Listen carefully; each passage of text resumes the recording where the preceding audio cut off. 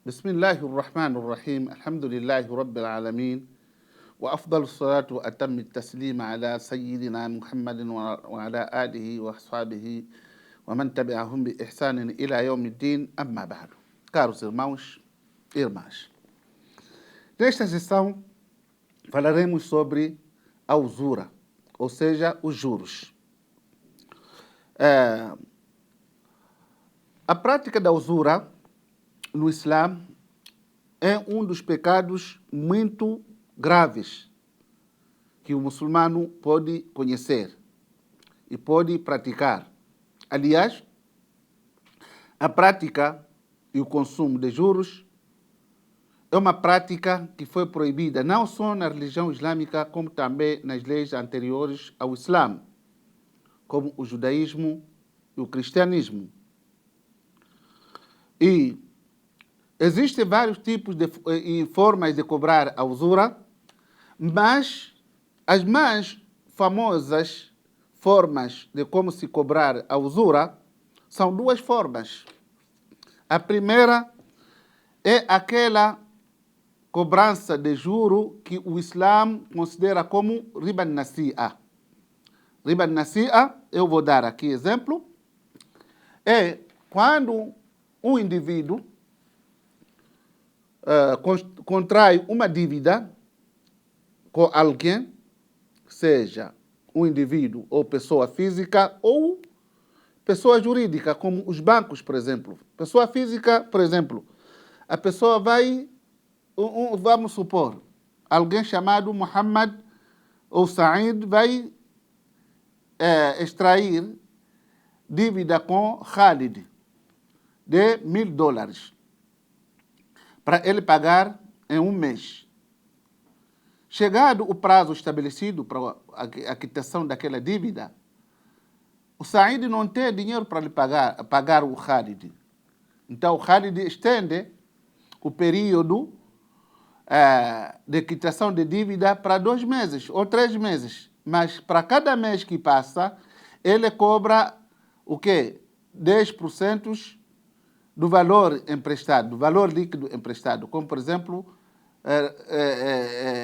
quando passar já um mês a mais, em vez de cobrar $1000, vai cobrar 1.100. Quando passar 2 meses, 1.200, e assim sucessivamente. Então, este tipo de riba, ou este tipo de juro, chama-se riba al-fadl, ou riba al-nasi'a. Riba al-nasi'a. Então, ele paga acima daquilo que ele contraiu como uma dívida, porque não teve dinheiro para quitar no seu devido tempo ou no prazo estabelecido para a quitação daquela dívida. Então, riba an-nasi'a, que é considerado a usura na dívida. A usura na dívida. A usura na dívida. Outro tipo de juro que é conhecido é riba al-fadl. Riba al-fadl é a usura no empréstimo. A usura no empréstimo. Então, por exemplo, alguém, vamos dar o mesmo exemplo que nós demos, está precisando de $1000. O Said está precisando de $1000 e ele não tem esses $1000. Vai para o banco ou para a pessoa física.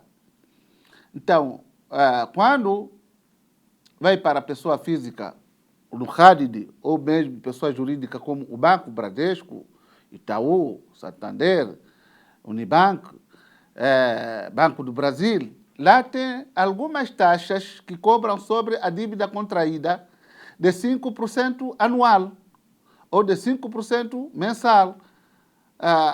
Esse é o exemplo que nós estamos dando. Então, a pessoa, por exemplo, quer comprar uma casa e ele não tem, e a casa custa 100.000, ou um apartamento custa 100.000, ou um carro custa 40.000, e ele não tem dinheiro, aquilo, valor integral, para pagar à vista aquele produto que ele quer comprar.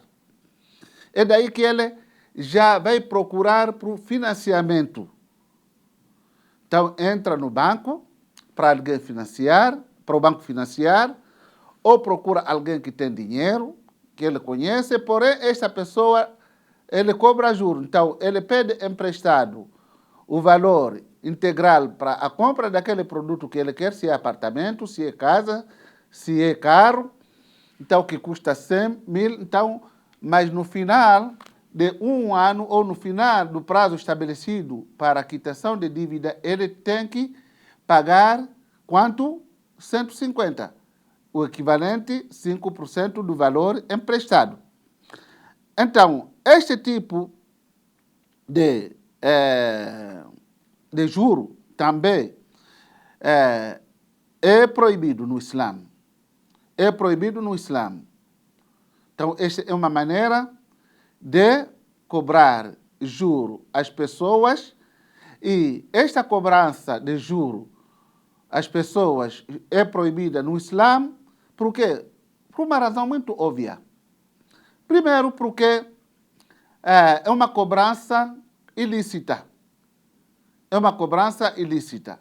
A pessoa pediu emprestado $1.000, então ele tem que devolver o que ele pediu emprestado. Se ele está pedindo emprestado, é porque ele necessita. Mas ele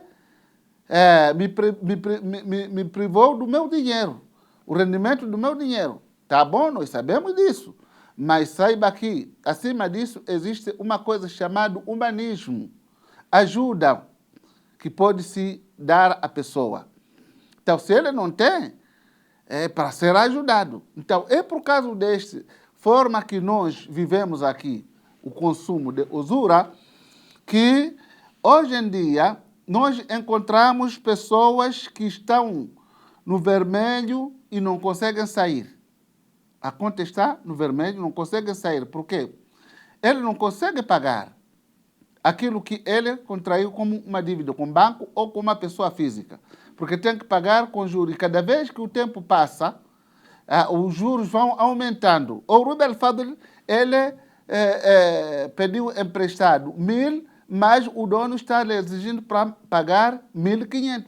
Então, acaba já afetando muito. Por isso, costuma-se dizer, em cada 10 brasileiros, 9 têm nome sujo. Por causa de quê? Cobrança de juros. Cobrança de juros. Então, mas existe uma forma semelhante a isso que não pode ser considerado como riba. Não pode ser considerado como riba. Como, por exemplo, a pessoa quer comprar um carro e este carro à vista custa 100 mil. Ou o apartamento à vista custa 100 mil ou 200 mil reais. E ele não tem este dinheiro, mas disse que mas eu posso pagar isso parcelado. Então, o dono da mercadoria, ele diz que não. Se for já parcelado em 12 meses, em vez de pagar 1.000 ou 100 mil, vai pagar 120, porque existe aquilo que se chama taxas para cobertura do cartão de crédito. Então, esta forma de concessão ou forma de adquirir algo pagando em 12 vezes em 12 vezes parcelados, sendo que este produto, por natureza, era, por exemplo, 100 mil e você vai pagar 120, isso já os teólogos consideram como não sendo juros, porque é uma forma de você ser a facilitar a sua vida e facilitar a vida do comprador também. Então, ele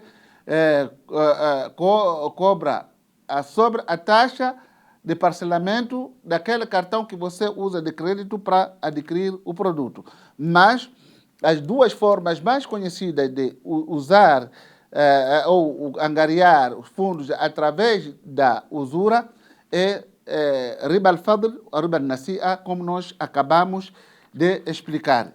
E essas duas formas, qual é a sentença disso, islamicamente falando? Allah subhanahu wa ta'ala considera a usura as duas formas de angariar juros como um grave pecado. Como um grave pecado. Por isso, Allah subhanahu wa ta'ala, no seu livro sagrado, ao escrever sobre aquelas pessoas que consomem a usura, ainda ele considera como uma declaração de guerra contra Allah, o seu mensageiro. Para aquelas pessoas que consomem a usura ou lucram com a usura e juros, Allah subhanahu wa ta'ala declara a guerra contra eles. Por isso Allah subhanahu wa ta'ala diz o que no seu livro sagrado: "Alladhina ya'kuluna ar-riba la yaqumuna illa kama yaqumu alladhi yatakhabbathu ash-shaytanu min al-mas. Dhalika bi annahum qalu innama al-bay'u mithlu ar-riba wa ahalla Allahu al-bay'a wa harrama ar-riba." Allah subhanahu wa ta'ala diz que por certo, aqueles que adquirem os seus bens através de cobrança de juro, lá yaqumuna, quando eles vão serem ressuscitados dos seus túmulos, dos seus jazigos, no dia do juízo final, illa kama yaqumu alladhi yatakhabbathu ash-shaytan. Então se levantarão dos seus túmulos como aquelas pessoas que são perturbadas pelo Satanás, aqueles que foram possuídos por Satanás. Porque ذلك بأنهم قالوا إنما البيع مثل الربا. Porque eles diziam que certamente que o comércio é como o juro também, tem as mesmas características. وأحل الله البيع وحرم الربا. Sabendo que Allah subhanahu wa ta'ala ele permitiu a venda, porém proibiu o que? O consumo da usura. Portanto, a usura é um dos pecados muito maiores no Islã e não pode ser consumida, o dinheiro da usura, de forma alguma.